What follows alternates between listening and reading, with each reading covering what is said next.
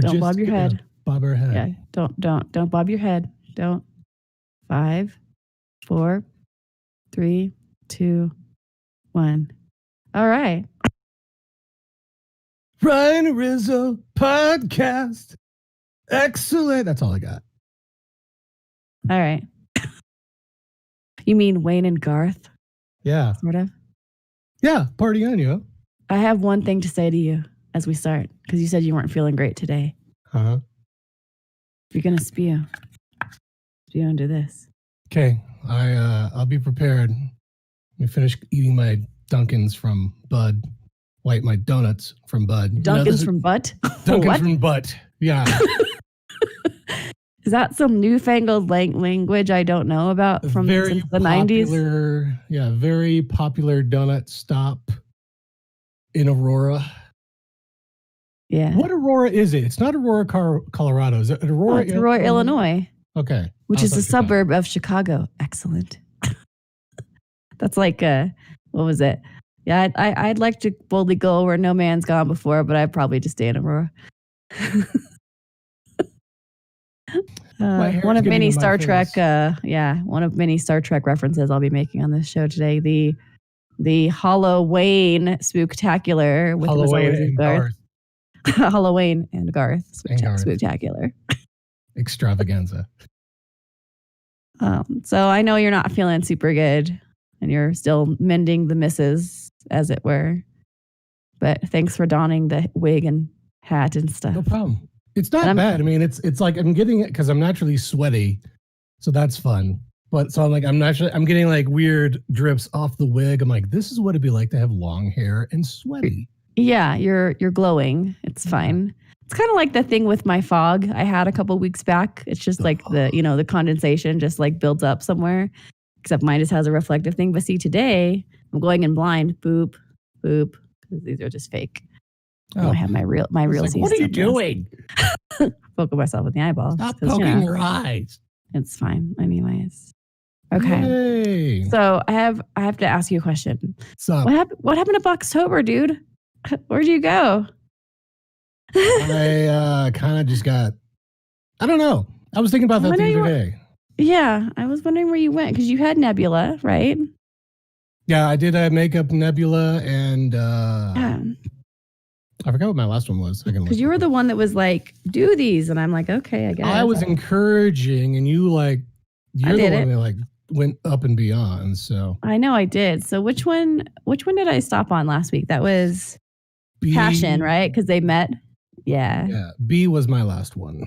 Okay. So I have to tell you, because this, like I said, the like hashtag that I use is the narrative continues with Pumpkin and Ms. Pumpkin as it stands now. So on Monday they did a little bit of Pumpkin yoga. She did like downward facing Pumpkin. And then let's see. Oh yeah, this was Bees. Because look, they're falling in love. Spoiler. I really wanted to do something from Tommy Boy. You should have. That would have been amazing. But that would have involved drawing humans. Oh well. So I just drew. I drew from the Bees' perspective. And then things are heating up because there's like the fire and the candles and it's all smoldering. Yeah. All right. And then this was my one that I thought I think you just like laughed me off a little bit. This was my piece de resistance. This was the best. They're reading their little book in their little library area. The joys of mythology. That's right. And then look what happened. On Friday, look, Ms. Pumpkin gave Pumpkin a kitty cat. Oh. And then you didn't see what happened. Did you see what happened yesterday? No. He proposed, bro. And so it's like see, look. It's like the same, but just opposite. Honestly, like that is a common practice in comic books. Oh, snap. Where I'm a dork. Cool. You'll see a panel and they're going, yeah. Then the next panel is them going, but with a different thought bubble, or they're just leaving, or they'll like have a frown all of a sudden. So it's dang it. Yeah, I changed it, but I thought I was being clever. I was turning and then the hashtag I used was well, how the turntables.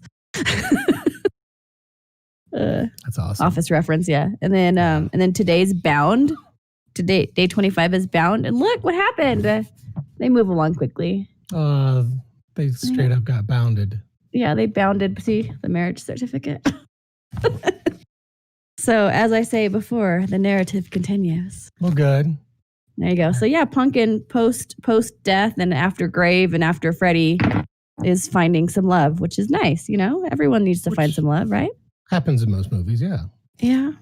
My love's back there producing the show. Thanks, Headless. Yay. I told him, since it's our Halloween show, I told him to actually go headless, but he said that would be... He's like, he's the one that, he, has to be like smart about things and like logical. And I was like, never mind, fine. Green hood and whatnot, so... Yeah.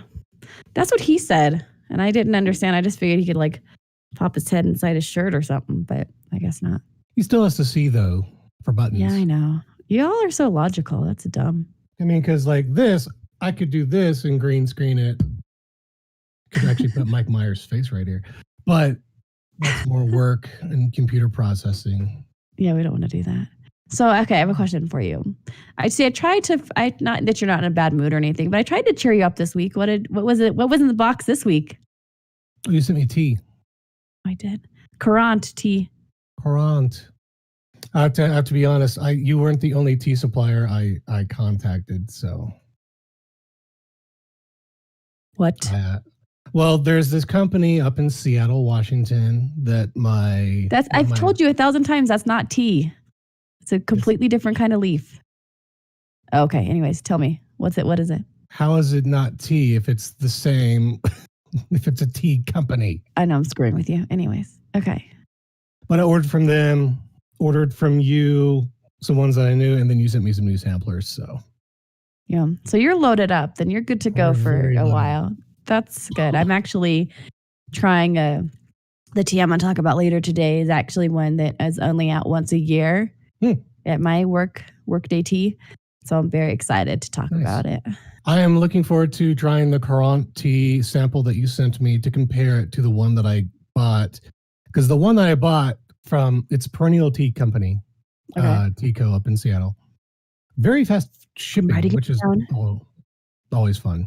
Yours is fast too, but like seeing as how it came from Washington and it was here like 2 days later. Yeah, that's pretty good. Like twice, I'm like, that's impressive. But I ordered a black. Yeah, I sprang for the priority mail for you. So you ordered a black tea. Black tea that's with Courant, and it tastes different than what I had last time because what I had last time was the decaf. Oh yeah. So I was like, oh, that's why, because it almost has a stronger smoky taste to it, which is kind of weird. Well, yeah. I mean, if you're that's the thing that I always say, like when you're doing tea and you have the leaves, like there's really honestly not a real thing called decaf tea. Yeah. Like they can like do it. See, you're learning. That's good. Yeah. So I was like, this tastes a lot different. Oh, that's why, because the other one was a decaf tea. Yeah. So the black tea side of things wasn't as prominent, whatever the case was. So this is it wasn't as strong. It's almost like a smokier tea. Like I thought, I was like, it's horrible. It almost smelled like some Black and Milds, like the actual tea bags, because I left it out because I do the whole steeping, put the tea diffusers in a little plate just to let them chill, and then because like, what is that? Oh, I have a tea. I have a tea you might like if you're into. Were you into that? Did you like that? I need another cup. Okay, just like try, because I'm like, it was just like different. It's good, but it's a hearty tea. I'll put it that way. It'd be a good breakfast tea. Yeah. Dang. Okay. All right. The student becomes the master. How I know what I'm talking about. Yeah. Yeah. So, let's try. I'm very teed up, but good. It's nice. You're drinking your Dunkin' Butts. I'm drinking my Dunkin' Butts. Yeah. Okay. Did I sent you a picture this week? Did you see my suck cut? Yes. Yeah, I got suck cutted. You like my new? Yeah, you like it? Is it good? Lovely. They did great. Yeah, she put it right on my melon. No, I actually got like almost 8 inches cut off my hair this week, and I was like, I can't even show it because it's under my Garth. It looks great. Thanks. Yeah. I'm approaching. I had a haircut. My last haircut was when lockdown started. I'm putting lockdown quotes because, March. It's been different for every place. Yeah. But back in May. Oh, May. Okay. Now I'm to the point. I'm like, I'm getting shaggy again. For me. I was talking to one of my coworkers yesterday, and he kind of does like a little bit of art on the side. And it was weird because I was talking about our show today, and I was like, yeah, we're doing like the Wayne's World thing, and I'm gonna be Garth, and he's gonna be Wayne, and whatever. And then I don't know how we got onto it, but he's talking about these art pieces, and he had this one on this giant whiteboard of he drew Shaggy, and I was like, and that was the last one, because when we did this, how many years ago? 16? Multiple. Yeah, 16 years ago. I ended up as Cat in the Hat. And you were Shaggy, which was just basically like... Basically just showed up to work. You showed up to work, you combed your hair in front of your face, and you like upped your octave of your voice like one octave. Right. Yeah, so... Took the Matthew Lillard approach. Yeah. And so last night we celebrated my mother-in-law's birthday. And we played... we went over to my brother-in-law's sister-in-law's house. And we played more Jackbox. Remember I told you when we were in Angel Fire, is that same like crew, and we played a bunch of different games. And so we had so much fun with it. I wanted to talk about it this morning. But so one of the games we played was called Madverse City, and it's basically these rapping robots, which was really funny. Yeah, and you had to come up with like the first word, and then you had to come up with the line that rhymed. Mm-hmm. And then it was like twice, and then they had these like rap battles basically, in this kind of like post-apocalyptic, like, it just looked like, these buildings and stuff. And then it was like Transformers, but they were all transformed from like different, what am I trying to say? Like technology, like Hellas Engineer was a video camera. I was like one of those old handheld games, kind of like a Game Boy, but like, those little like cheapy ones you got to like Walmart or whatever. Mm-hmm. And then like, somebody was like a portable CD player and stuff. It was pretty fun. And then we played, it sounds like some villains from Hellraiser 2. I don't know. Anyways, but yeah, it looked just like the Transformers. It was animated and stuff. It was fun. And then we played Split the Room, which is where you had to come up with this like controversial topic. and you had to basically like split the room. So if you got like it was like 8 of us, and we had to, if you like super split it or whatever, and that was pretty fun. And then the one I really, really enjoyed, and I think you'd be really, really good at it, was called Patently Stupid. Patently Stupid. Yes. And so basically you like do this market research, like quote unquote, and it's where you find this like problem that you have to get solved. And Short Round came up with a good one. It was my spouse keeps taking my purse. It's like these random things you like fill in. And then there was one, it was like pizza never satisfies me anymore. Like, and you have to come up with an invention on how to like take care of that problem. So that may we may have to play an abridged version of that game like down the road, since we're gonna could, because we're gonna retire. Yeah, it's just coming up with stuff, and it's just kind of like a fun thing. But we're gonna retire who would win and the headline today. So King of the Hill, that's my purse. Since Short Round came up with it, you should have her watch the King of the Hill episode.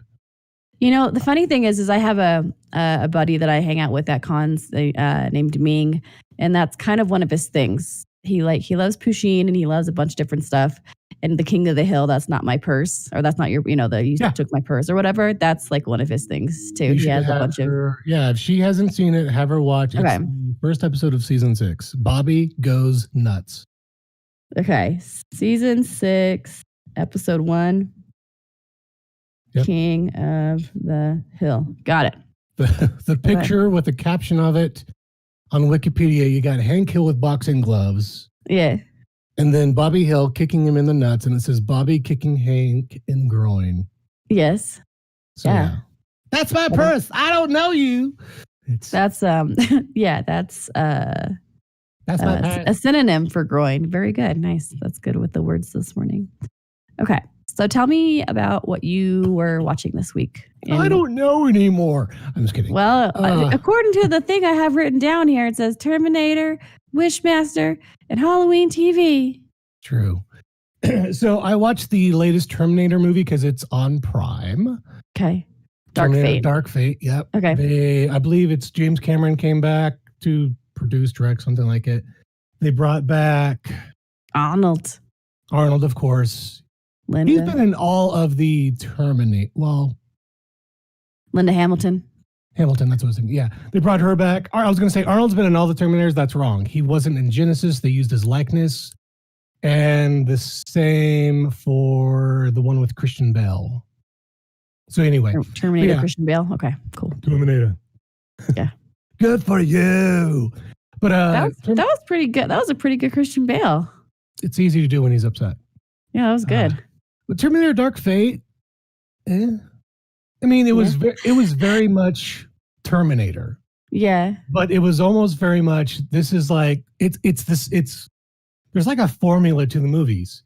Yeah. You introduce your either antagonist or protagonist robot. Okay. Someone's a robot, yeah. Yeah. They're going to appear out of nowhere, electrical or blah, blah, blah, blah. A few scenes later. As you do. Yes. But the other guy, the bad version goes and starts finding people to assimilate, to look like and kill, blah, blah, blah, blah. The good version goes to find who they're trying to protect. Harley.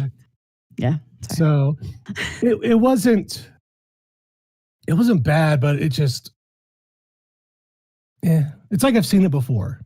Yeah. What they did with Linda. Yeah. It's like, and like, watch the Terminator, then Terminator 2. Just leave it there. Terminator 3 Speaking of Terminator 2, have you seen this boy? Sorry. Anyways. See, it all comes back to Wayne's World, kids. Come on. It does. It's just always. It's all connected. Yes. It's the Wayne verse. Oh boy. But yeah, it was interesting. How they brought Linda Hamilton back was interesting because it was like, because it pretty much, this one does take place after Terminator 2. Okay. Because of the story, because of the timeline that they're following. But as I've gotten older and geekier, and I've heard other people talk about it, like the Terminator movies are basically kind of like the Back to the Future. Every time they change something, it just creates another timeline. So that's what I'm like, this is just a bunch of timelines with Terminators in them. So I was like, I'm gonna have to get I'm gonna have to get Headless's like thought on that because Back to the Future is his thing.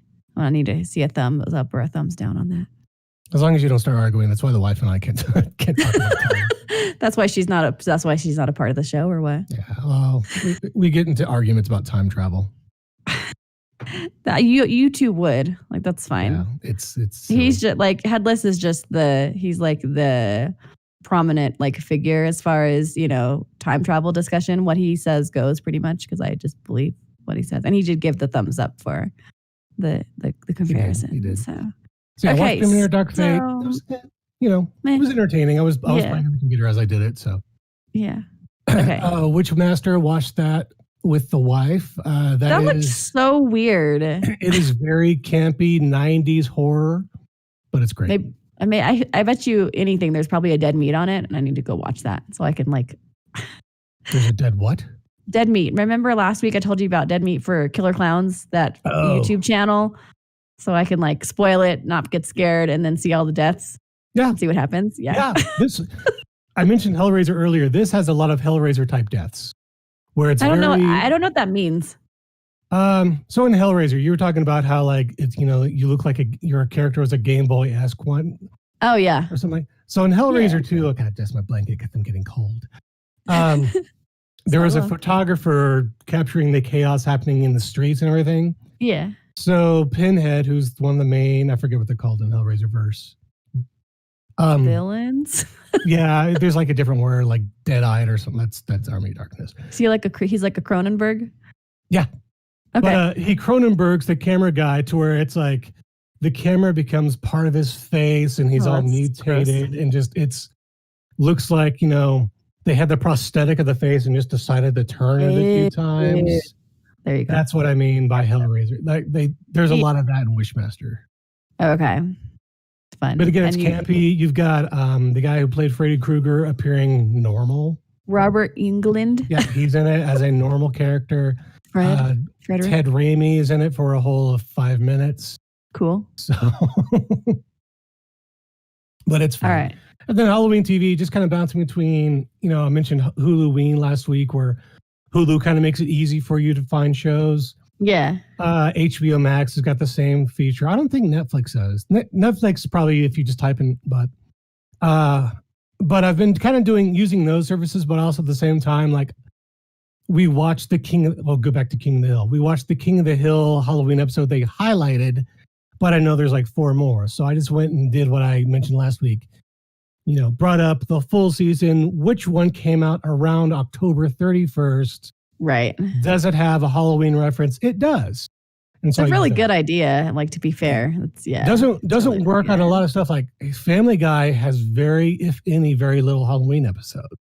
Because jeez, ugh, go away, step away from it. What just happened? Step away from it, Garth. But so yeah, it's kind of fun to find those episodes when they're buried. But like some shows just don't have a Halloween episode. So.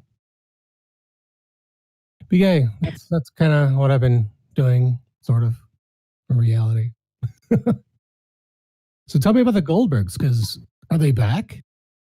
They are, and they went to Miami, and of course they had to travel by airplane.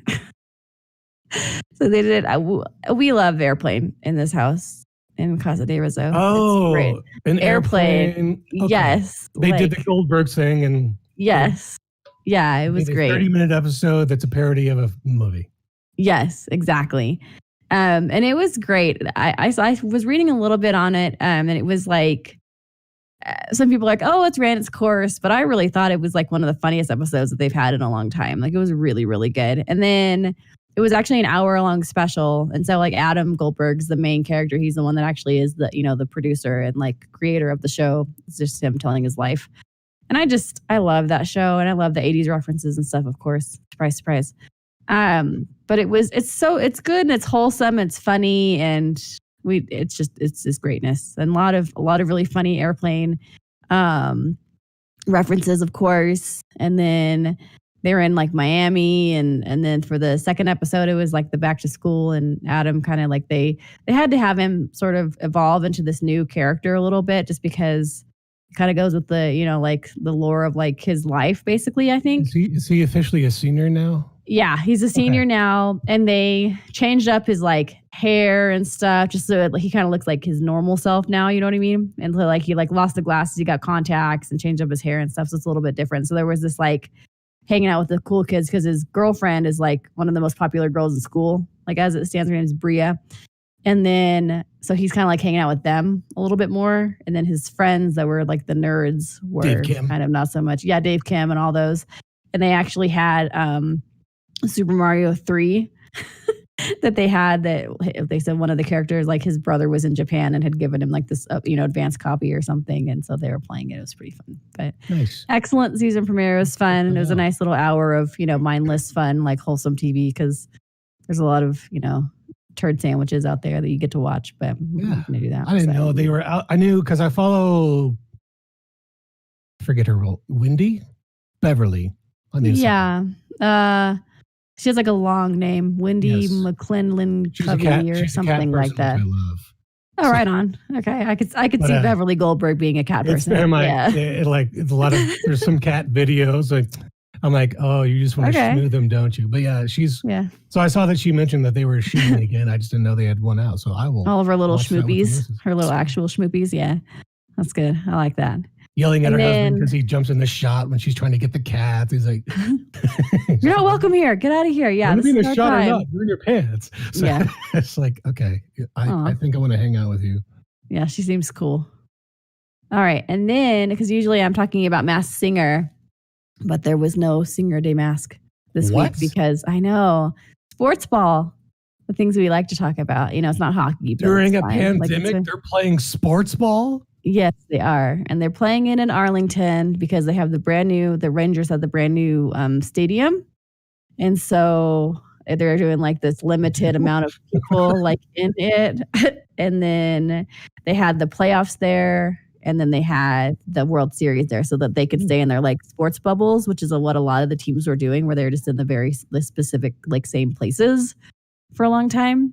Right. And so it's the Tampa Bay Rays and the I almost said Brooklyn, the LA Dodgers. Sorry, Brooklyn Dodgers. No, that's not 1926. And that explains why an old friend of ours was at one of the games.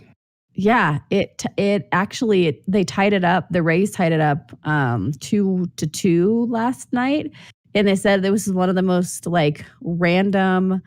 Oh my gosh, all of my notes just went away. One of the most random endings of a World Series game ever because it was 6-7. They were down by 1, and it was like 2-on-2 out at the end of the game for the Rays. And this guy hit a single, and the guy in the outfield bobbled it. So the first guy scored. So they tied up, and then the guy threw it, and the catcher screwed the ketchup. Not that sounded weird, like ketchup and mustard. Like messed up the relay to catch the ball. Mm-hmm. Not screwed the ketchup. That's a weird image. Screwed the ketchup. Anyways, put mayo in it.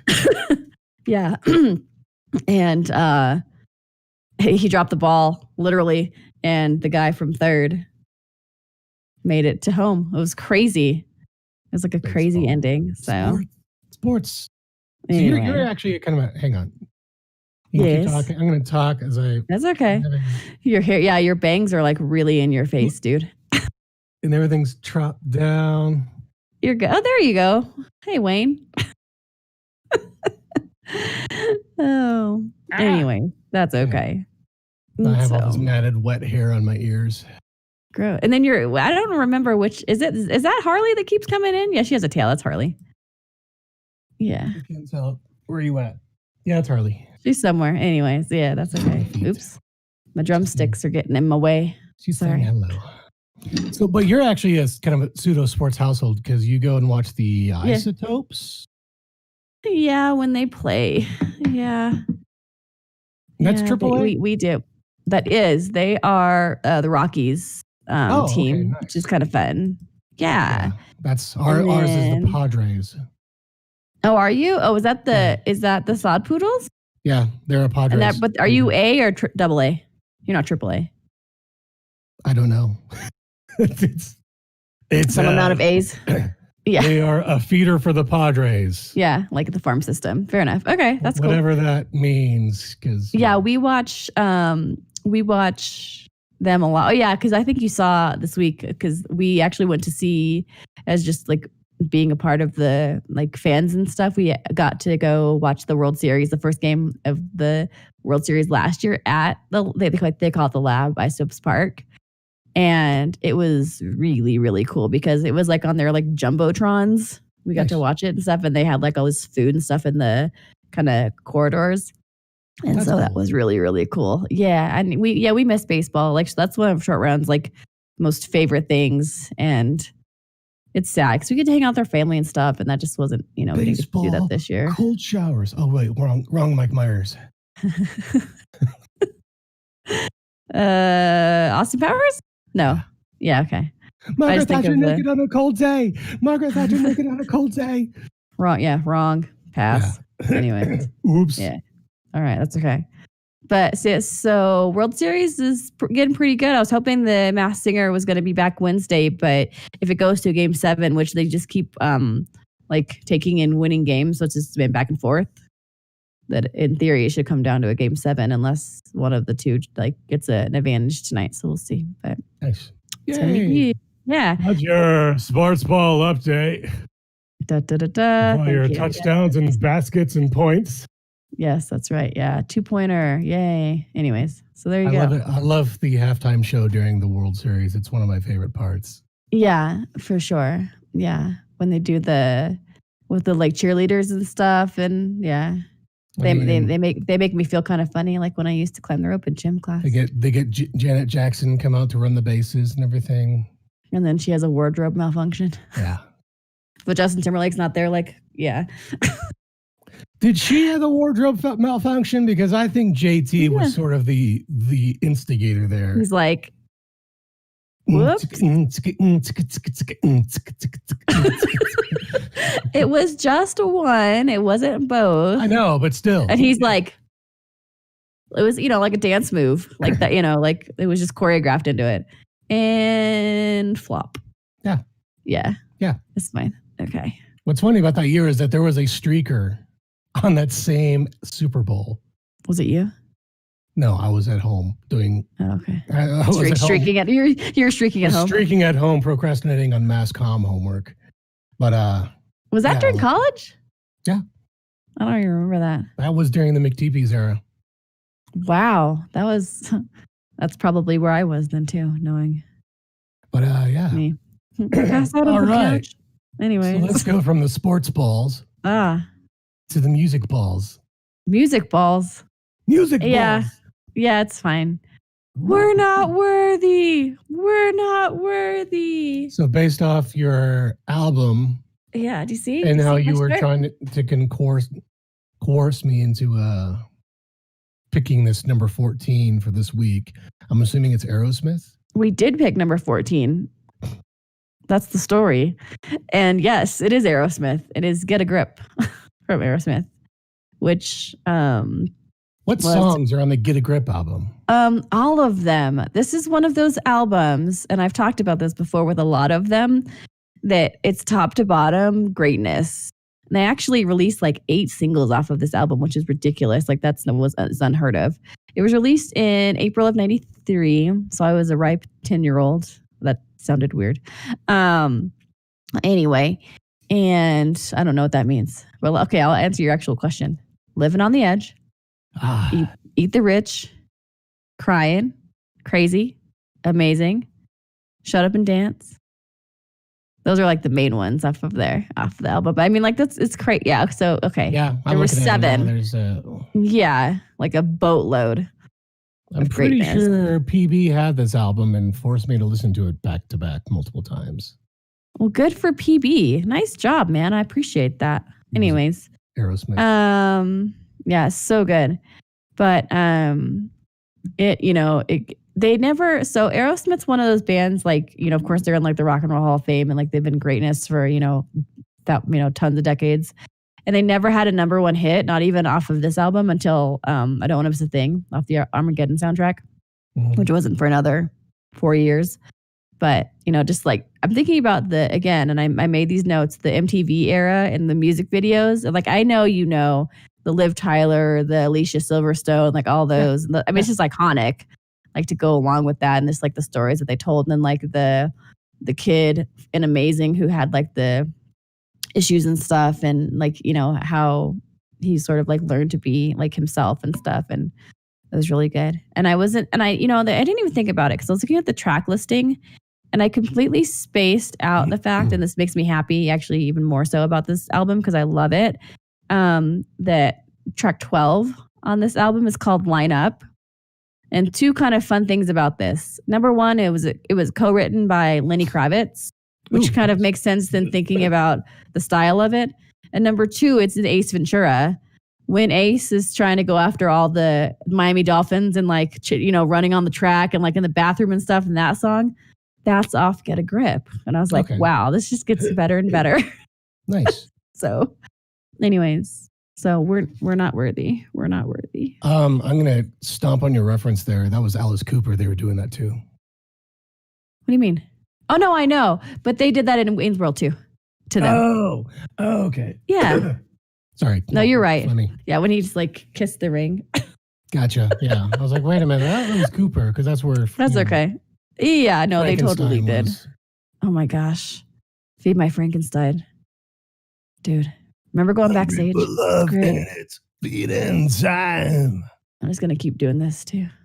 Whoa. I need to talk about these at some point. So what are they? When you're ready. What are they? What do they look like? Well, they're drumsticks. Yeah, because I'm Garth, and so I play a mean set of drums. You do? Thanks. I like to play. No, these are a prized possession of mine. Because at my workday tea, I was telling you about, one of the things I do is I talk on the phone to people who want to come in and have the tea and the stuffs. And I was taking this reservation for this really nice lady. It was like a, group of 2 or 3 or something. And, of course, we have to get like first name and last name and email and all the stuff, like just to get their information down and make sure we can communicate with them. And she says such and such, and I'm not going to say her name, but, last name she says Carvey. And I was like, oh, that's cool. And I was like, is that spelled Carvey? And she's like, yeah, great. Like, that's cool that you got it. And I said, oh, that reminds me, like he's like one of my favorite actors of all time. I was like, Dana Carvey. And she's like, yeah, that's my brother-in-law. And I was like, no, it's not. No, it's like that's impossible. Like you're in Albuquerque. Like that's not possible. Then she's like kind of telling me the story, and I'm sort of like in the back of my mind looking it up, sort of thinking like, oh, maybe I should like clarify these facts. And she's telling me and everything's checking out. And I was like, that's cool. And the reservation was like 2 or 3 days after. And she's like, well, are you going to be there that day? And I said, well, as a matter of fact, I'm coming to tea or whatever. And I just happened to be going to tea that same day. And she said, well, make sure you come find me. And, I'd love to say, hey. And I was like, okay, that sounds good. And you showed up wearing this exact same outfit. Right? Look familiar. No. What's up, sister-in-law? No. I didn't have that till this year. That would have been genius, though. Good idea. Anyways. No, so I'll go in there and I was like, hi, I'm such and such. Hi, I'm Rizzo. No, that's not what I said. And she's like, hey, nice to meet you. Thanks for being cool or whatever. And I was like, okay. And then she pulls into her bag and she pulls these out. And she was like, all of Dana's drum stuff, is in our storage. And I thought you might want to have one of his drums, because he is a drummer. Yeah. And she said, I wanted to give you a pair of his drumsticks. And I was like, rock on. Okay, that is the coolest thing ever. And I mean, she totally could have been like blowing smoke up my butt, but like the name checked out, the story checked out. She probably has, hundreds of these, and she's like, here, get rid of them. God, just take them. So that's cool. Anyways, that's my claim to fame, and I love them. I feel the essence of church lady. I know. Thanks. I like to play. Isn't that special? I do. I enjoy drummers. I enjoy musicians. Headless is a musician, so nice. I like that. I like that, like underlying like artistic value. So it's a really cool feature. That's why I like Aerosmith. But even though everybody says, because you're talking about my type, and Steven Tyler is definitely on my list, but everyone's like, he looks like someone's old hippie great grandma, and I'm like, oh, well. He didn't used to. He just used to look like a, thin. I don't know where I'm going with this. My brain's not working. It's okay. That's okay. It's fine. Yeah. And also incredible in concert. Thanks. Okay. I've seen them twice. I should have actually had seen them. Good Lord. Oof, brain. Talky times. 3 times. We had tickets to go see them in July of 2012. But when I was pregnant with Short Round, and my doctor was like, you can't travel. And I was very disappointed. Dang you. But it's Aerosmith. I know. But knowing her and how much she loves music, I probably would have gone into labor or something out there, So anyway. But yeah, I've seen them. I saw them in Vegas. I saw them in Vegas last I saw them in Vegas last year with my sister-in-law and a friend of ours. When you could go out and do things and travel places. And actually, you'll like this. The first time I went and saw them was with Sir Rizzo. Nice. Sir Rizzo and I had this very specific like time frame when after it doesn't matter, but it was just him and me in our house basically. And so we like went to all the concerts and did all the things, and it was like father-daughter bonding stuff, and it was awesome. And we always went to concerts and did lots of fun stuff. So anyways. That sounds cool. Yep. All right. So tell me about other type retro things like Teenage Mutant Ninja Turtles, Heroes in a Half Shell. Turtle Power. That is a good reference because for the sweatpants and superheroes this week, yes. I came across this when I'd seen the reference a lot. Sorry. Sweat. That's okay. But I think I read this via the DC Universe app, their comic streaming one. But it is, I like how you said retro because the Teenage Mutant Ninja Turtles, it was a very retro comic. Like it was black and white. Yeah. And very kind of like harsh, not like as fun, as goofy as the cartoon. Mm-hmm. But there's Cowabunga, dude. Sorry. Yeah. There are those references, of course, because it's the Turtles. Yeah, it's the Turtles. This is a Batman with a Teenage Mutant Ninja Turtles crossover. And I believe I've read there's 2 volume 1, volume 2. Okay. I believe the first one is when I have the overview. Shredder appear in Batman's world and chaos ensues. Like Shredder tries to. Yeah. What does it say on your end? Yeah. Sorry. It says the Turtles and their arch enemy, the Shredder, anyways, have been transported to an alternate universe by Krang. That's like the brain guy, right? Yeah. Body with a little dude right and here. It says, here in Gotham City, they meet Batman and clash with a series of his famous rogues gallery while attempting to find their way home. Sounds like fun. Yeah, it's a fun series. Yeah. I mean, it's the whole, because Batman is very much samurai type lifestyle in a way. Okay. You could say ninja, but he prefers samurai because, honorable. But he trains along with Are ninjas Splinter. Not honorable or what? Ninjas are kind of like the assassins. Got it. In my white boy understanding of Eastern and we have Mr. Miyagi Splinter. Okay. Yeah. Got it. Okay. But, so they just kind of work together to get the Turtles and Shredder back to their place. I think Shredder is trying to use the mute. I want to say it's in the series, but Shredder uses the same sort of toxic ooze that transformed the Turtles on Batman's rogues gallery. So you have the Penguin showing up as a penguin.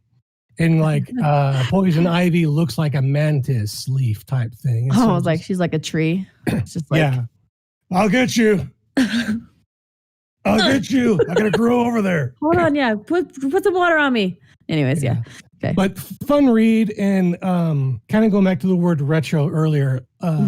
They have, thanks to the digital comic side of things, I could see the covers that they're like. Here's the cover that you see. It's color, kind of this classic, crude art in a way. Then here's the kind of classic Turtles where it's black and white and just has this cool aspect to it. So it's this really cool crossover. Volume 2, I believe it deals with Batman believes he was raised by Splinter because someone's messing with the timeline type stuff. But he really drank the Kool-Aid then, didn't he? Yeah. It's it's a silly crossover because it's Teenage Mutant Ninja Turtles and Batman. I say silly in a world where there's Teenage Mutant Ninja Turtles and a dude dressed as a bat. But it's kind of fun. That's just so crazy. That's never going to happen. I have the pictures that show otherwise, sir. Yeah. Anyways. But there is a, from Warner Brothers, this came out last year, I believe. There is an animated movie of Batman. I think it says Batman versus Teenage Mutant. I forget what it's called. But there is an animated movie out. All right. I gotta look at that. Usually the Warner cartoons, DC cartoons are pretty good.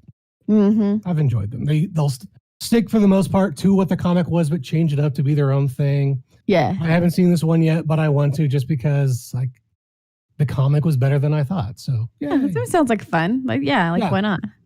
Cool. Especially when if you're in a world or because I grew up reading X-Men, X-Factor, mostly Marvel stuff, some DC. Yeah. I've gotten to the point where I'm like, I've read these stories a lot. I want something different. This is something very familiar, but also very different. Okay. Because I didn't really read Teenage Mutant the Turtles comics. I always say Turtles. Yeah. So. I gotcha. Sorry. Yeah, that's fine. My hairpiece is getting out of the way. That's okay. I'm trying not to think about mine. I'm just like, okay, it's there. That's cool. That's a lot of fun. I was thinking of. I'll put those up on Instagram later this week. Yeah, those are always very well received, and I really like when you interact with our fan base like that. They enjoy it. I like sharing. It's my way of sharing the comics because I said, it's nothing but screenshots. I'm like, this is what really I really dug this, so I just want to share. Yeah, I guess the comic and the art out there. So right. All right, I have to move over to our little connection piece here, where I'm looking at this thing I sent you about Jay and Silent Bob. Yeah, I was seeing with the importance of voting, right? But they have to do it in a very Jay and Silent Bob type way, right? I am very happy everyone's getting out there and saying go vote, but I'm very sick and getting tired of seeing it everywhere. Well, it is the 25th of October, and we have 14 days. Wait, 16 days. And it's a dumb thing to complain about. People need to go vote. I need to go vote, but since I've been quarantined, it's kind of hard to. Sure. But absentee ballot, dude. Anyways, but they have this lovely little acronym for the way to, keep, yourself like ready to go and remind yourself how to vote. And so it's find your place to vote, F, use your voice, U, and it says use your voice by casting your vote, C. So F-U-C-K, F-U-C. F-U-C-T. There are children watching the show right now. My bad. Probably short round in the other room. Pringles. Yeah. T, tell our government who you want in charge. I can't read. Okay. I never learned to read. The bangs and the ghost image of the lighting on you. Yeah. Anyways. Yeah. So F-U-C-T. So go out and vote and do that. What? So there you go. Yeah. What? What? I'm just saying the word. It's that. What? It's really hard to say. You have to get the in. Yeah. At least you didn't spell out the naughty word. And I'm spitting all over myself now. So that's one way. That's one way to get people out to vote. Okay. And then there's another way. And I was just thinking about this sweet, sweet man, just like not even a couple of days ago. Mandy Patinkin. Just I don't know why, like maybe in my brain for like Princess Bride or something. And I was thinking about him. And then I found him and he was twerking on the internet. See, so, I can't see him. I don't want to look at that video because I have two mental images of him in my head. His character from Princess Bride. Hello, my name is Inigo Montoya. Yeah. You killed my father. Prepare to And twerk. also his character from Homeland, who's also very badass CIA type guy. Straight-laced, yeah. Not twerking on his wife in their kitchen. Yeah, I said. It's on his wife, though? Yeah, it's like with his wife. Okay. There, she's in the kitchen and she's like, kind of like, she's like his hype man. It's pretty funny. If he was doing it solo, then okay. If there's a group, then maybe. Watch, you should look at it. It's funny. Anyways, and I'm just like, like just the different sides of the spectrum, not as far as like political affiliation, but like Jay and Silent Bob were telling you to get, what, F-U-C-T, and then Mandy Patinkin. And I actually, in my very clever pre-show notes, I put more like Mandy be twerking. Twerk to get out the, you gotta connect with the kids, man. In this like TikTok day and age and stuff, like he was on TikTok doing the twerk thing. So good on you, Mandy. Good job. Yes. Anyways, so yeah. Okay. I'm trying to translate what that word is. Do you know what it is? No. You can't figure it out? Deeper. It's another, speaking of random bearded men to peer.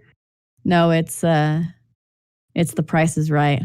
Oh, I did not recognize Carrie with a beard. I knew he right? I know. He lost weight years ago and he looks great, but he looks awesome with a beard. Yeah, he actually talked about it in the article, but we're a big Price is Right family here. And, I've talked about James before. Anyways, and so they're doing this whole new The Price is Right with this special, and it's going to be no audience, which is like the weirdest thing ever. But basically, it's like they have these people in their little holding cells, and then they like get called down from their little area, and they like rip off their mask and like run down to be up in contestants row. It's a very strange thing. And like, no hugs, no high fives, no whatever. They can like jump around and be all excited for when they win their brand new car and, play Plinko and stuff. But yeah, no audience. Drew with a beard. I thought he looked good. I was pretty impressed. That's really good. And then, there's all these like stipulations that said it took basically this entire time since the shutdown occurred to figure out the logistics of like how that's going to work. But of course, like George Gray will be there saying, come on down and everything. Like he'll be in his little pod and Drew will be there and they'll have their people like, showing off the, items in contestants row and the different things. But I know I'm interested. Yeah, exactly. I'm interested to see like the face masks with like the glitter on them to match the dresses and stuff and everything else. Yeah. Cover your nose. And, so I don't know if you saw the screen, like the picture in the article, but it's just basically they're on the stage and there's the four, but they have their like 6 feet distance between where they're bidding for the different items. And they're just kind of sitting there, but they're maskless. The wheel, they have to use a cane to touch it from a Yeah, it's like, they have to Purell up before they like do the wheel. Oh yeah, they got stuff spaced out a lot. Yeah. And so it should be interesting. And they're actually they're imagining the show, and they're gonna start it up with this like primetime special. And that's happening on Tuesday. So I'm definitely gonna record that, and then I'll report back. Nice. What that was like, because we really were missing new episodes, and we're really enjoying, and we're excited. And so they're doing this tribute to essential workers this week. So it should be cool. It should be pretty cool. That last picture where Carrie's getting his makeup, he looks like Kurt Russell in a way. Yeah, just from the angle. He looks like Santa Claus. Yeah, I'm like, he's got Kurt Russell. Because he's playing Santa Claus. He played Santa Claus in a Netflix movie that came out 2 years ago. Christmas Chronicles. They're coming out with the sequel with Goldie Hawn. You know what? It's not Christmas. We're not allowed to talk about that. You know who told me that? I know. Good point. I'm not talking about Christmas. I'm talking about Goldie Hawn. Except for I'm pointing this way against up and down. Yeah, and she'll be a good Mrs. Claus.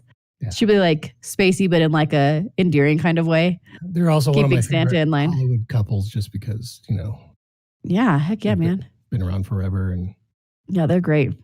Yeah. So anyway, that's the new Price is Right. I'm excited about it. It should be fun. Yeah, the news. I mean, the news broke like some big thing, but no, the article came out yesterday, so I was excited to talk about it today. Nice. Yeah. At work, I reference the "come on down" a lot because we'll check in people. Check their ID, then go store your stuff. Down. Yeah, it's go store your stuff in a locker down there, lock it up, then come on back down. Yeah, come on down. I mean, when you get tests for a living, it's kind of like you have to make it a game show aspect to make people chill out. So, well, see, you'd be good. I mean, you're probably good at that, putting people at ease and stuff like that. So, and speaking of new changes with bearded men as the lead type people, did you read about Love and Thunder? I didn't read about it because I don't want it to be too spoiled. Yeah. But give me the details because I know Love and Thunder, that's going to be, because we've talked about this, and I talked about this in the past when I talked about Jane Foster, who becomes I was going to bring that up. The Yeah. Mighty Thor, Mighty Thor. Yeah. And supposedly this movie is going off those lines where Jane it's Foster exactly in line with that. What's her face? Natalie Portman. Thank you. I was going to say Paquin, but that's the wrong Anna Paquin. White girl. Yeah. Speaking of bees, sorry, I'm thinking of My Girl now. I'm thinking of Macaulay Culkin. Bees. Stop right out of the sea. Huh? Anna Paquin's in My Girl? She's like the main character. And then Macaulay Culkin's the one that dies from the bees. I didn't know that was Anna Paquin. Yes. Anyways. I'm like almost 90% sure, 95, 97% sure. What's the movie called? My Girl? Sorry. My Girl. It's 2 words. One of them is 2 letters, MY space, and then another one is 4 letters, girl, GIRL. There you go. Anyway. You are incorrect. What is it again? I'm incorrect? Anna Chumlet. Oh, dang it. Dadgummit. I'm thinking of it. Anna something. Anna Paquin's the one that's in True Blood. Yes. He's like, you are wrong. He just likes to prove me wrong when I can act like I know what I'm talking about. I would have known that was something I would have looked up. Yeah, no, you're right. Some other Anna type person thing. Yeah, my bad. I'm sorry, I was wrong. Okay. I apologize. But yeah, Love and Thunder. So basically, Hemsworth is going to be Valkyrie's in it again. Yay, Valkyrie's in it, and then Jane Foster, and it even Natalie Portman even says, by the way, I'm fighting cancer, like battling cancer in it. Was like basically all she said. And I'm like, hey, I knew that because thanks, Ryan. Thanks, Sweatpants and Superheroes. Because in the Mighty Thor, it focuses on how Thor has lost the ability to wield Mjolnir. Yes. Mjolnir? Is that how you say it? Mjolnir? That's my closest attempt.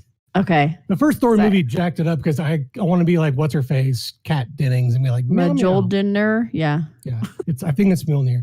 But she's now, Jane Foster is now the Thor because she can wield Mjolnir, but Jane Foster has cancer, goes to chemo, But when she turns into the mighty Thor, it fights off all the infection except for the cancer itself. So it fights off all those chemicals that we're trying to fix her. Yeah. Exactly. So I'm curious to see it just because one, the Thor movies have been great.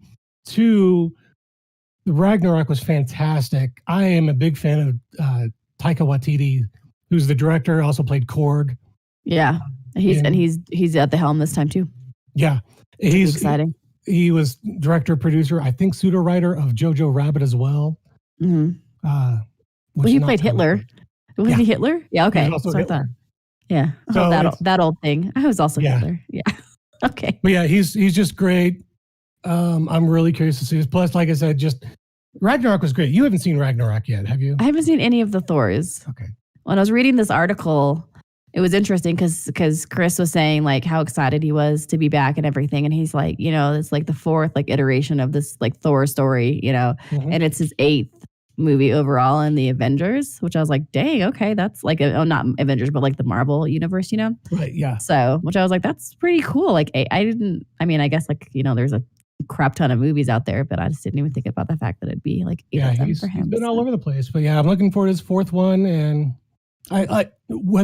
Hemsworth is a great Thor. I mean, I'm curious to see what they're going to do with him if he is I forgot what they called him in the comic book. It was like Thor the Shamed or something like that, or they just referred to him as Odin's son. But I'm curious to see I want to see what happens to the fact that he doesn't have the hammer anymore.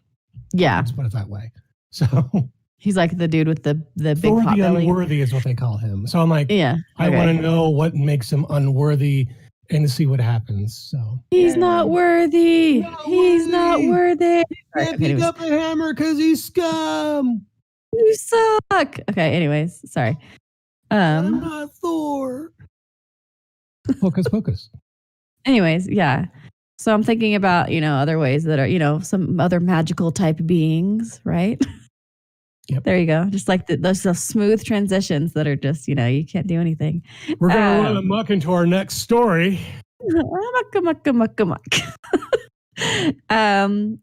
So, are you familiar with what Bette Midler does every Halloween?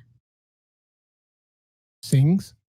She does a thing called Halloween, and it's like this huge thing where tons of like famous people and actors and stuff like get together and get dressed up, and it's this huge fundraiser. She's done it like for a long, long time. And so I guess what they're doing is, so it's Sarah Jessica Parker, Kathy Najimy, and of course, Bette Midler. They're going to be together on October 30th, so that Friday before. Mm-hmm. And they're calling it In Search of the Sanderson Sisters. And it's their kind of her new Hocus Pocus, like Halloween. That's going to be the theme because he has a very specific theme like every year. Mm-hmm. And they're reuniting together. And so it should be fun. It's one of those like fundraiser things where it's like a YouTube or, streaming kind of thing. And you just have to pay like for a quote unquote ticket. And then they send you the like link to get on your device and watch the show. So I know it's not exactly, Hocus Pocus 2 or a specific kind of reunion, but it looks pretty fun. Yeah, I don't. And I might have to. Yes. If they do a sequel, they have to bring everyone back. It has to be the original 3 witches. You have to get the. You just want Thora Birch back. Like, I get it. It's fine. Which one was she? She was the little girl you said you had a crush on. Oh no, or did you have a crush on the babysitter? I can't remember which one. The blonde girl that was the older blonde girl. Okay, that was the babysitter. Yeah. Anyway. The love interest of the teen male. That's not the cat. Not the little girl. Yeah. Not Binks. Not the little girl and not Binks. Okay. Anyways, that would have been a really weird movie. I would say even bring Binks back, but he's technically been resolved. Dead. Yeah. Yeah. He's no longer a part. I mean, like he could come back. So yeah, anyway, they are witches. So yeah, I'm excited to hear about that and how that goes and everything. Because I'm sure we'll see lots of different like pictures and different stuff from the nice thing about witch makeup though is that no matter, I mean, they're all beautiful still, but like when it comes to witch makeup, you can like put on layers of makeup, be like, yeah, I look the exact same as I did back in the 80s and whatnot. So yeah. I mean, they do. I mean, you saw that they have like that blue screen kind of thing behind them, and they look like exactly the same. I was like, they all look fantastic. I don't think Bette Midler ages. No, she does I don't know. She does a pretty good job, and I think she keeps up with herself in a nice. So I'm sure she's had, I don't know if she's had work done. Probably everybody has, but she looks really good. So, anyways, awesome. And then speaking of other type Disney things that have been back from the late 80s, early 90s. Who needs a new idea when you can just redo an old one? I mean, that's kind of been the MO of most production companies recently. I mean, that's not true. I mean, there's always new content to come up with, but when it's Willow, that's so cute. Like, that's so good. And can I tell you something that makes me, I mean, I'm dumb anyways, but can I tell you something that makes me really dumb? I didn't realize that it was Warwick Davis. I never knew that. And he was like an Ewok. He was like the most famous Ewok. He's the most famous almost little person actor that there is. I had no idea. I had no clue that Warwick Davis was Willow. I knew that, and I didn't see Willow until 2 or 3 years ago. And yeah, I've seen it before, but I was little. Yeah, like I grew up with younger. It. I mean, it's got Val Kilmer in it. Big Val Kilmer fan. But I didn't see it until a few years ago because my wife has it on VHS, so we watched it on our VHS player. Y'all have a VHS player still? Damn, VHS DVD combo. It doesn't get used that much. VHS DVD. Okay, I have to really think back to the memory bank there. VHS DVD. Yeah. No, I know what the concept is. I'm just trying to picture it. The twofer. Yeah. That's cool. That's got to be a really hot item. They're making a Willow TV series.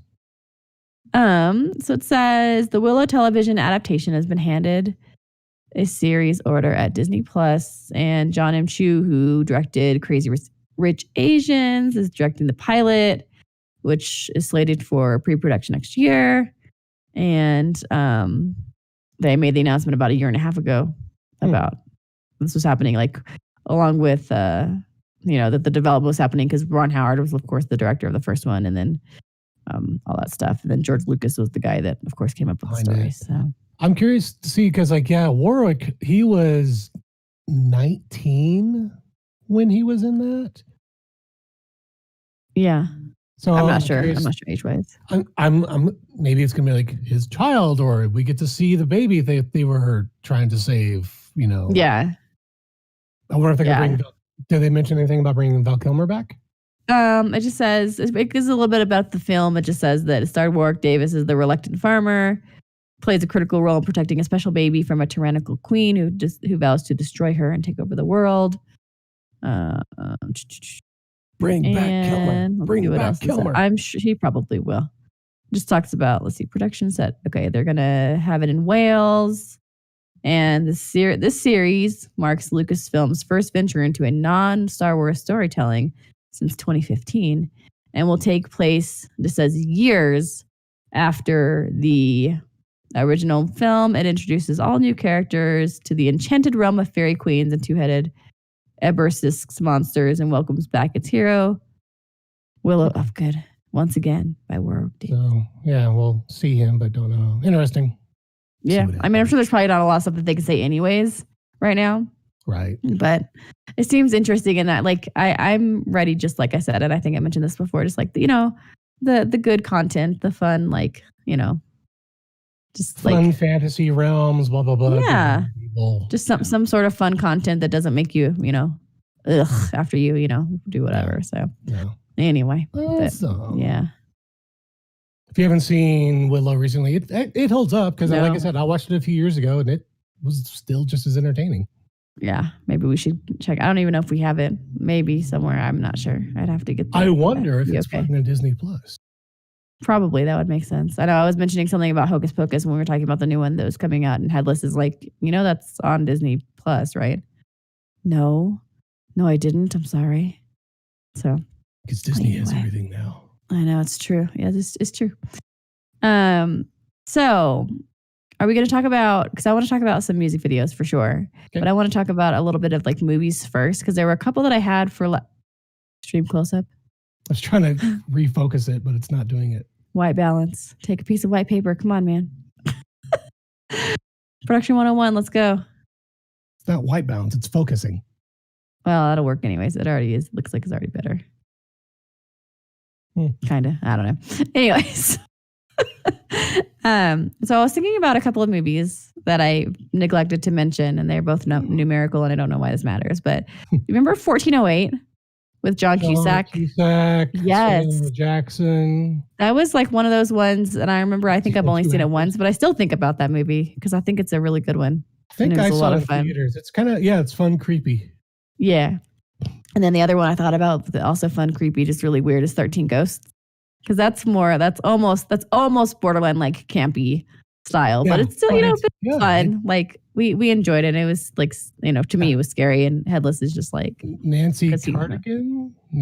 What's her name? Nancy Cardigan. Pull over, but thank you for asking. Sorry, that's Dumb and Dumber. What's Nancy? I don't know who the heck you're talking about, dude. 13 Ghosts. Hang on. It's got like a cardigan is a sweater. Matthew Lillard is in it. Shannon Elizabeth is who I was thinking of. She's Nancy Cardigan. Nancy Cardigan, the sweater girl. That's that's her Tony Shalhoub. Oh my God. Nancy Cardigan. Nancy Cardigan, she's in it. Very, very. Because when I think of Shannon Elizabeth, that's definitely the name that pops up. Because I was like, what is it again? Shannon. No, it's Nancy. Nancy. Hold on. What is it? Nancy. It's not another name. No. What is it? What is it? Oh, flannel. No, Cardigan. Yeah, Nancy Cardigan. If you who the hell's Nancy Cardigan? If you watch that movie and have it on DVD, watch the extras because they give the history of the 13 Ghosts. Yes. But if it's not on the DVD, you can find that on YouTube as well. Okay. Which is interesting because you kind of get the backgrounds, like why are they here? Why, what torment led them to this, and so on and so forth. But yeah, that's a good one. I want to watch Cabin in the Woods too. I think we talked about that a couple of weeks ago, 3 or 4 weeks ago, and I keep thinking about that because I think Headless has seen it, and I heard that that's just like fun and dumb too. It's a good Joss Whedon flick. Got Chris Hemsworth in it. It's fun. Chris Hemsworth's in it? Yeah. Oh, okay, cool. He's the jock. Okay, got it. That is a really fun movie because it makes fun of the whole fact of the horror movie genre / what is it, tropes. You always have the bimbo blonde, you've got the jock, you've got the stoner nerd and whatnot. Yeah, the token that gets killed off first just because that's how they justify why, because there's a and I say that and that wasn't meant to be rude. I'm just saying that is what the horror movie thing is. He survives. But for the jock, they're like he's like he has a degree in physics, but now he's acting like a jock. So it kind of the whole universe behind. I need to watch it again just because it's noted. Cabin. It's on Hulu. Is it? Well, remember we don't have Hulu. Well, I'm just telling people. I think it's Hulu. You know who might have Hulu though? People that are watching and listening. Yeah. Yeah, I'm just thinking about, and I'm pretty sure we have that like just in our little thing. It is a fun movie. Highly recommend it. Cool. One I forgot to mention. I haven't watched it this year because I haven't found it yet. But Warlock. So tell me about that. It is about a warlock who comes back. Yes. He is released into modern times. That's basically like an evil wizard, right? Yeah. Okay. Evil. As a witch is a female, the warlock is the male witch. Okay. But 1989, you've probably seen some of these actors, but no one that you know. But basically, this warlock, he is released because he was in captivity, put in captivity as in the olden days. Okay. He's released on 1980s America. Mm-hmm. And the guy who is like a Scottish warrior who was fighting him in the old days comes back to fight him as well. Okay. It's really weird, but it's like there's this one scene where the warlock is talking to this kid and like he's just kind of talking and talking about like, why aren't you in church on this Sunday? And the kid's like, well, my dad thinks it's stupid because church is dumb. I would never go in there. And the warlock just like, ha ha ha ha ha ha. And then in the next scene, you find out that the warlock can learn to fly by killing an unbaptized boy. He's like, so yes. You just realize why the dude just started, because the kids is like, what? Next scene. Yeah. He's flying. He's flying, and then you find out how he. So it's like, that is so dumb, but it's great. So that is pretty dumb.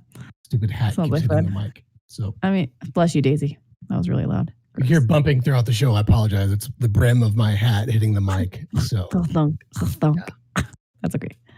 All right. So yeah, there's other movies out there, but that's my recommendation, of course. Yeah. So bless you. So sneeze. I told you I was going to talk to you about, like, we talked about music, like actual songs, sort of. Mm-hmm. Bless you. Music videos. And so this one is more like actual Halloween themed music videos. And I found this off of it's called Tube Filter. So it's like a YouTube kind of like website, talks about different stuff. And so this is from 2019, because I obviously haven't seen how many people are watching stuff on, Halloween this year, because we haven't had it yet. But so there is a list of 31. I guess that would make sense since it's, 31 days. But I'll just go through the top like 20-ish, basically. 5. Well, I want to put a few out there. Like, for example, remember the last time you did this and it took 15 minutes? The Time Warp Rocky Horror Picture Show. That's one of them. Let's see. Deo by Harry Belafonte from, the Banana Boat song from Beetlejuice, right? Those are just like fun. Okay. And then DJ Jazzy Jeff and the Fresh Prince, Nightmare on My Street. We can't not mention that. And then we'll go up to the top 5. We'll go to the top 4. Top 4, Rockwell, Somebody's Watching Me. You know that one? Watching me. That's right. And then Bobby Pickett, Monster Mash. Number 2, Michael Jackson, Thriller. That's why I was laughing earlier when you were talking about Warlock, and I'm looking at Michael Jackson Zombified. Yeah. And then number 1, you know what number 1 is? Rammstein, Du Hast. I don't know. That was really random. No, it is a theme song from a 1980s movie where these guys have proton packs and do stuff. Oh. Ray Parker Jr.'s Ghostbusters. Purple Rain? Yeah. The Batman dance? What is it? Yeah. What does he say? Game, shirts. Sorry. I'm thinking Dave Chappelle. Anyways, yeah. So yeah, Ray Parker Jr. Ghostbusters. But there's just like fun ones, and it's kind of an interesting take. And I'm thinking, like, for a lot of people I know that they're not super comfortable going out and doing like the candy thing, that could be sort of a fun thing. Like if you still want to get dressed up and maybe just have like a, like a party in your house. Party on. Party on, yo. And do the music videos and maybe have candy and s'mores and stuff. It's just my way to plug s'mores because I love them. So anyways. Yeah. That's why I need to get a fire pit, because the wife wants to cook s'mores. So that's a good idea with your super cool new paved backyard and stuff. Yeah, you could do that. Just get like one of those that's like the metal and has the little thing on top. And yeah. We have to get a fire table because fire pits, there's regulations on. So we don't. Oh, you're not allowed to have one? Fire, off topic completely. Fire tables, which is propane usually. Okay. I'm sorry, fire pit. Anything that has a wood that's burning, is a fire pit. Yeah, you can't have it. You cannot have it within 20 feet of a structure. Fire tables you can, because it's propane. The length of the fire, that's not how you say it. It's regulated, so it's less of a issue. Okay. Type thing. So we can have a fire table because. We have to get a fire table because there's not anything 25 feet away from a fire pit spot. Like space-wise, yeah. Yeah. Because like if you're 25 feet out, you're in the next person's yard. Yeah. Got it. Yeah. I mean, if I'm 25 feet from this garage, I am 15 feet from the garage of my neighbor. So, right. Yeah, either way. One way or another. Cool. One way. And that's your fire safety PSA for today, kids. Which leads into our next topic, because you can't have a good cup of tea without fire. So, what's your tea, yo? So stupid. I know. Okay. That's just like the Garth, the Garth laugh. All right. Garth, what's your tea today? Thanks. Okay, so for today, I chose Bingley and Jane, which I mentioned before to you. I'm not sure if I think I mentioned it on the show. It's a once a year tea at my workday tea, and it is a black tea it's like brown sugar and peach, so it tastes like peach cobbler, and it is so good. Super, like, it's really full bodied. Cobbler tea. Yeah, it's really good. Peach cobbler black tea, and of course, and I'm not sure if you pick up the reference, but probably. So Bingley and Jane, camera 1, camera 2. There, it's focused now. Anyway, there you go. Hey, look at that. Camera 1, camera 2. Nice job. Way to go. And camera 1, camera 2. Hold on, do it again. Ready? Do it again. Bingley. Good. And Jane. Okay. Anyways, so Bingley and Jane. And it's reference, of course, from Pride and Prejudice. And so that's what I wanted to talk about, since we've been talking about a lot of random like pop culture things, is the use of tea in pop culture. And this is what I was referencing before. The number one that keeps getting listed is Star Trek and Jean-Luc Picard. Earl Grey hot. Earl Grey hot, yes. Which I'm like, you know what? If it's good enough for Jean-Luc Picard, like, it should be good for everybody, right? In theory. And then another one that they mentioned that I thought was really fun, of course, is Mary Poppins, just because, like, that's kind of her thing when they're talking about the spoonful of sugar and like from the tea, but actually using that, for the medicine and whatever. And then Doctor Who. That's something you probably would know a little bit more about than I would, just because I've not really like gotten into it. But evidently, that's like one of their thing. That's what I read. That there's a lot of stuff. So. With the doctors I'm familiar with, because I stopped watching during Peter Capaldi's doctoring. Yeah. I haven't seen the latest Doctor Who. I hear she's fantastic. Okay. Jodie Whittaker, right? Yeah, Jodie Whittaker. I haven't seen her as Doctor yet. I'm trying to think because there's like 13, 14 doctors. 13. Because I'm familiar with, I know Christopher Eccleston, he never did a tea reference. I don't think David Tennant did. I don't recall. Said that they did. It wasn't like a specific one, but they're like always sipping tea. That's what they said. It wasn't like, like, I'm Doctor Who. I'm claiming malarkey. I wouldn't doubt some because they're all British. I mean, that's... Just play along, Dorcas. I'm curious which doctor it is. I'll find the thing for you. Anyways, sorry, and then, too much. I know, and you're calling me out, bro. And here, I'll go for one for sure. There it is, the doctor. Alice in Wonderland. Yes, there's tea. Okay, there's actually a tea party. Have some tea. Okay, so it says in the Doctor of Doctor Who.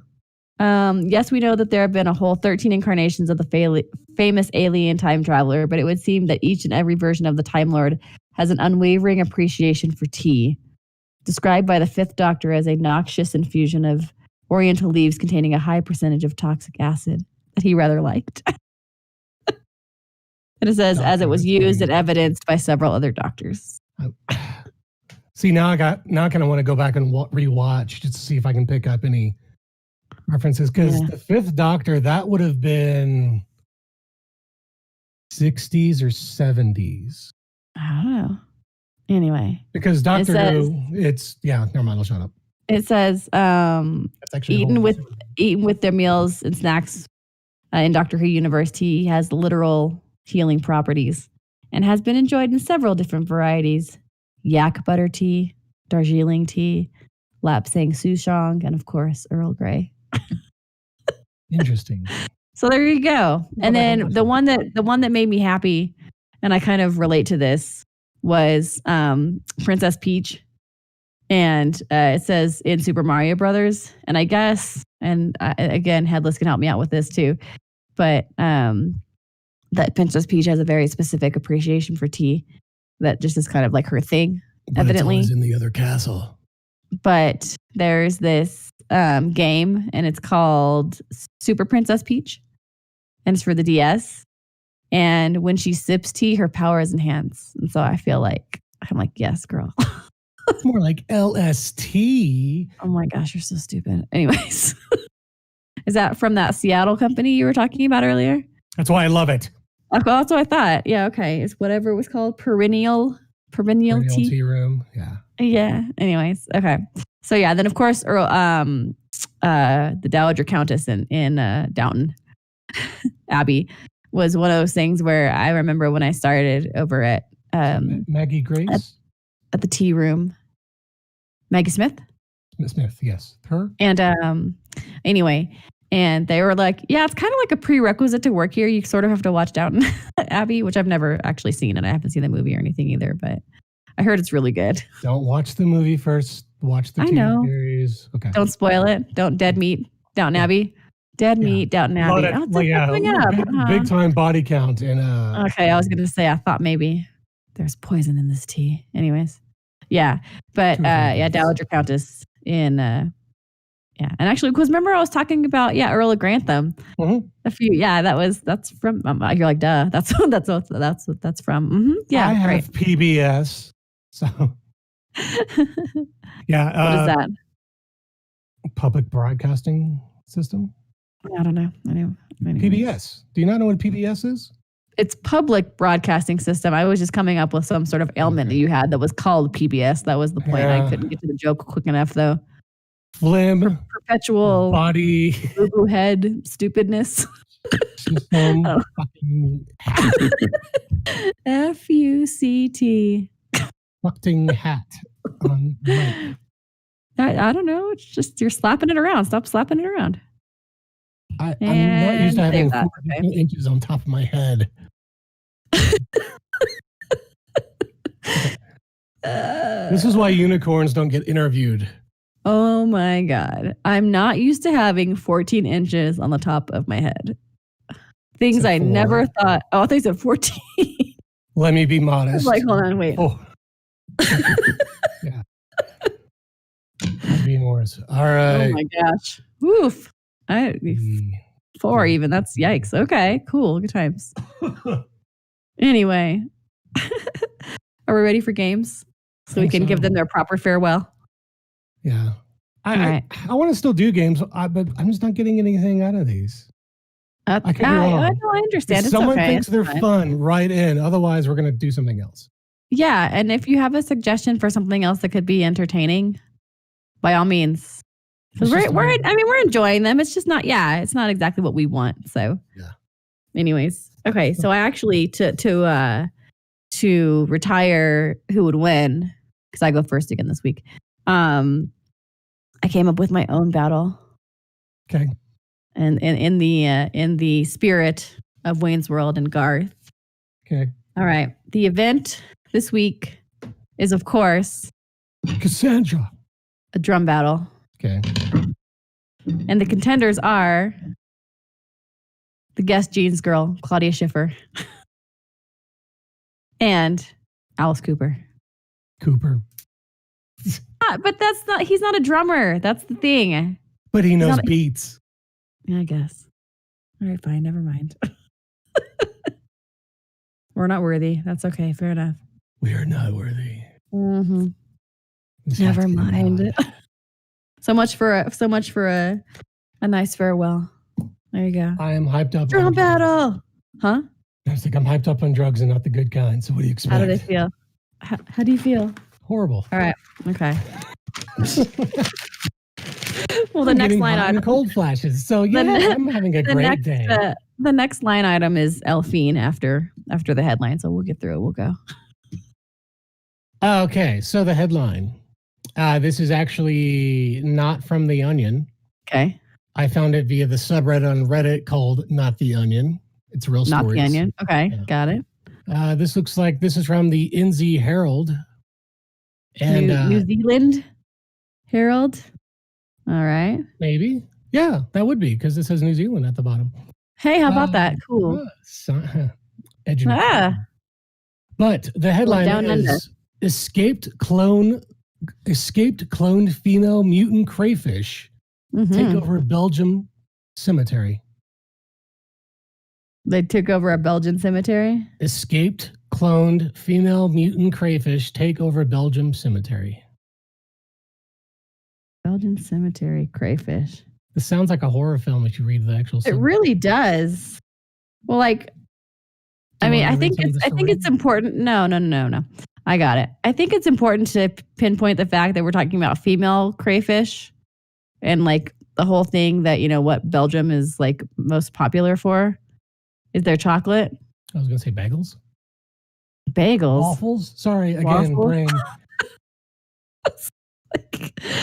Yeah, led by number one female crayfish, Nancy Cardigan. Yeah.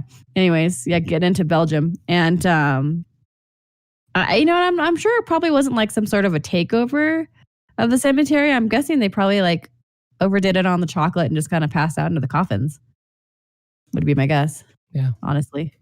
So, yeah, I do appreciate though the fact that it is the females. Because we know that's why they were going there. It wasn't for the corpses and for like, you know, the eating the, you know, inside out and stuff like that, like from the inside out. It was the chocolate. Just like to go along with their little sensors going, their little, you know. To go along with the horrible sci-fi, here's the opening line of the article. Okay. Escaped self-cloning mutant crayfish created in experimental breeding programs have invaded a Belgium cemetery. Yikes. So they're just like having funsies and... Hundreds of the duplicating crustaceans, which can dig down to up to a meter and are always female, pose a deadly threat to local biodiversity after colonizing an always female and always a local, always a local threat. That makes sense. It's Eve all over again. Yeah. Don't bite that apple. Don't take a bite of that chocolate. Yeah. That's kind of cute, though. You know what, though? You know who probably made them? Dudes. You know, I mean, like when to be fair, like when females are left to their own devices, some serious shit can happen. So I'm just saying, like, I mean, we got the view. Just like so. Oh, geez, yeah, just like cloning and then everything else, and so yeah, okay. Yay! Party on, Wayne. Party on. I mean, party on, Ryan. This is like a typical Halloween where like you get prepped for the holiday, then either it's cold as hell, so you have to wear a jacket with your Superman outfit, or you're sick. So, yeah. Sorry, I wasn't trying to flash you. Sorry, I was just... Really, I'm Wayne. You just can't tell because I'm bundled up. You know you could have done if you were like... You could have been, like, found a Batman hoodie or something, and you could have been Bruce Wayne Campbell. I would have added more layers of heat to me. The thing... Well, you're hot cold right now. Go get yourself some Courant tea and go rest on the couchy. Go watch some Goldbergs season premiere. Uh-oh. Hey. Oh my God, here it comes. Oh my God, it's going to The end is nigh. This is where we What is it? What is it, Lassie? Oh, what? Jimmy fell down the well? Oh no, Wayne's just outside. Thanks, girl.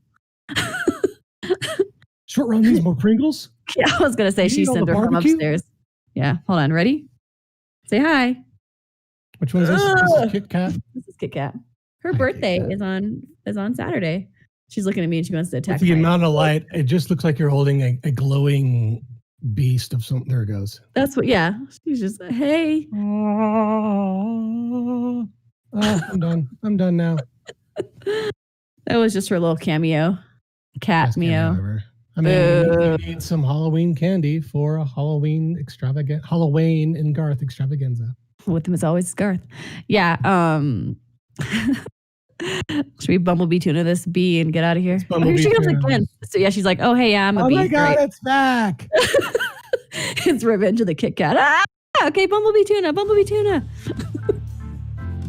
Find us on the webs, socials. At Ryan and Rizzo. Yep. Twitter, Instagram, Ryan and Rizzo at gmail.com.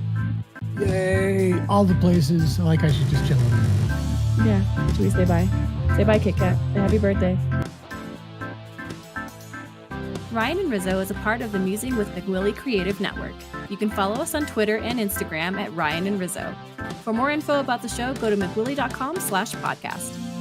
I like to do the blah blah. mcwillie.com.